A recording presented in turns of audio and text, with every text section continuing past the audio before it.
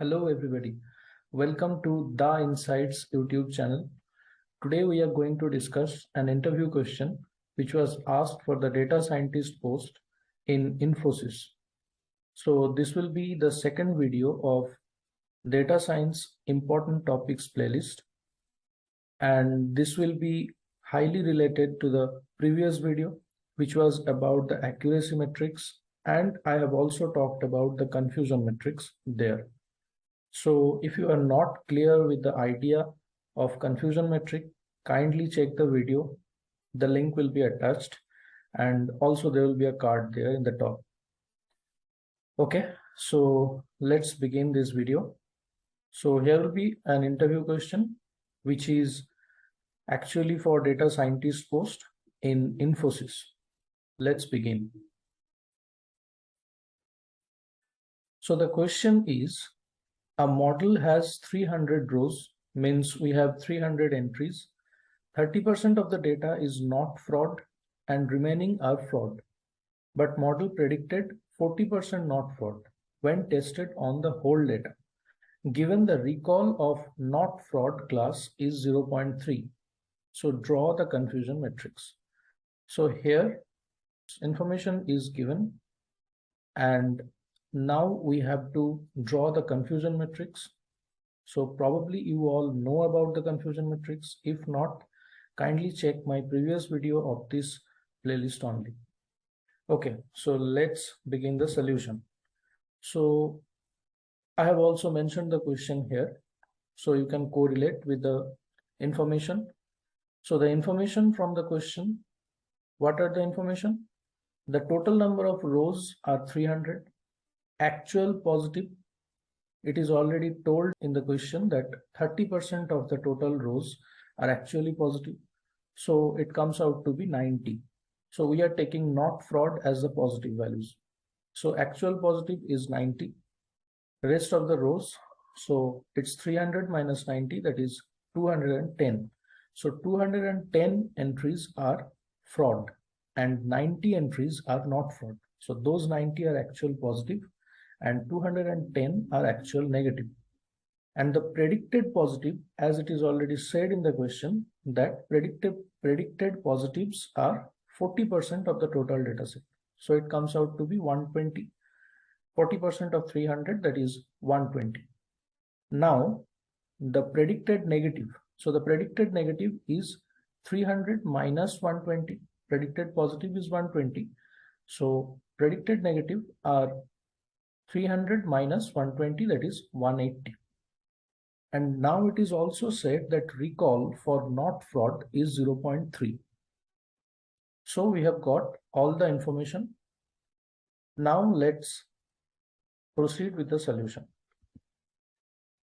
So what we have got from the question, that is recall for not fraud is 0.3. Now we all know that recall is actually the number of correctly predicted positives out of the total actual positive value. It can also be said like the ratio of correctly predicted positives and the total actual positives. So it denotes actually the model's ability to detect the positive values. How much our model is able to detect the positive values. So what will be the formula? The formula is true positive divided by true positive plus false negative. So probably you all know this. If not, please go through the previous video of this playlist. You will get to know about these true positive, false negative, and true negative. I have also drawn the confusion matrix beside it, so that will help you. So here the formula is true positive divided by true positive plus false negative. And this is 0.3. It is already told in the question. So true positive divided by true positive plus false negative equals to 3 by 10.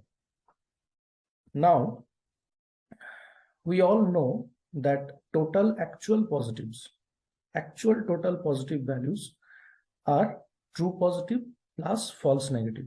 The summation of true positive and false negative is nothing but the total actual positives. And we all know from the question that total actual positive values are 30% of the total rows, that is 90.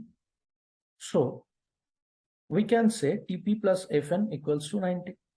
So in the equation of TP divided by TP plus Fn equals to 3 by 10, we can replace TP plus Fn by this 90. So TP divided by 90 equals to 3 by 10.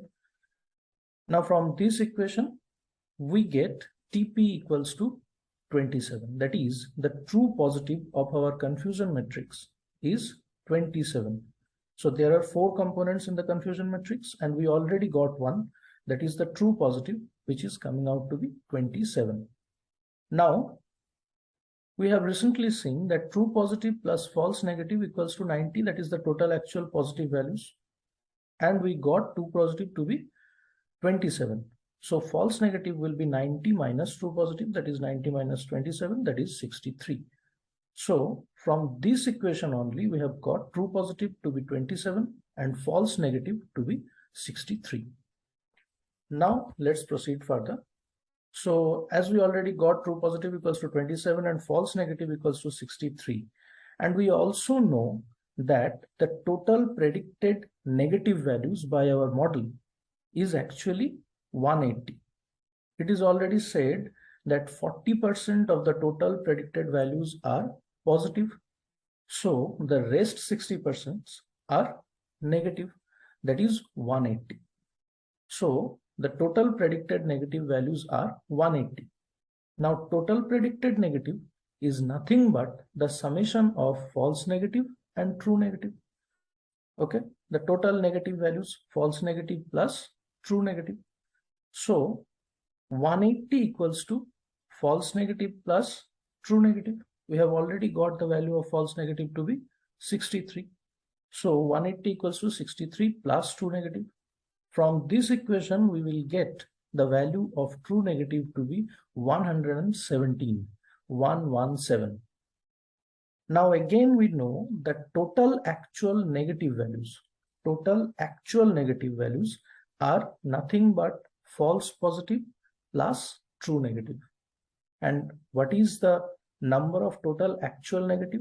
That is 210, because 30% of the data points are actually positive.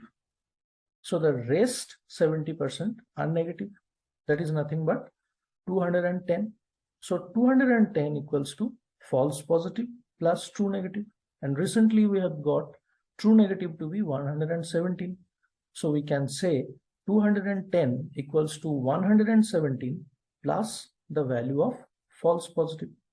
From this equation, we can simply get false positive equals to 210 minus 117, that is coming out to be 93. So now we have got the true negative value to be 117 and false positive value to be 93. So we have got all the 4 components of the confusion matrix here. So this was a very easy solution actually. If your concepts are really clear, if you are really clear about the confusion matrix, really clear about the true positive, false positive, true negative, and false negative, the 4 components of confusion matrix, it will never be hard for you. So with this simple solution, we get true positive equals to 27, false negative equals to 63, true negative equals to 117, and false positive equals to 93. So we have put all the values in the confusion matrix here. Okay, so what are the notes we get actually from this solution or from this interview question? So the question actually checks your understanding of the concept, as I have already told you, that if your concepts are clear, if you are really clear about the concept of confusion matrix and its 4 components, how they are actually correlated, you can definitely get it very easy to solve this type of questions. Now, this question also checks about your logical thinking, because at the time of interview, what it generally does, it will make you nervous and your logical thinking ability will decrease. So it will check your logical ability with this type of mathematical questions. And this type of questions should always be solved using a pen and paper. So while giving an interview, you should have a pen and paper. Obviously, the paper should be completely white. Nothing should be written on it. Keep it in mind. So keep a pen and paper with you to solve this kind of questions, because in data science interviews or data analytics interviews or even machine learning interviews, these type of mathematical questions can be there. And for any such confusing questions, obviously write down the information given in the question at the very first place, because these information are only the sources which will help you to solve the question. Everything will be given in the question. You just have to think logically, you just have to think smartly. And obviously you should keep the time limit in your mind also. Okay, so don't get nervous. If you have really clear understanding, if your concepts are really clear, this will not be hard for you. This is an easy concept I have already discussed in my previous video. Just go through that and then again come here and watch this video. This will be very clear to you. Okay, so hopefully I have made you understand successfully this answer. So okay, build your concepts very strong, be confident, don't get nervous during the interviews. These type of interview questions can easily be solved. Okay, so thank you.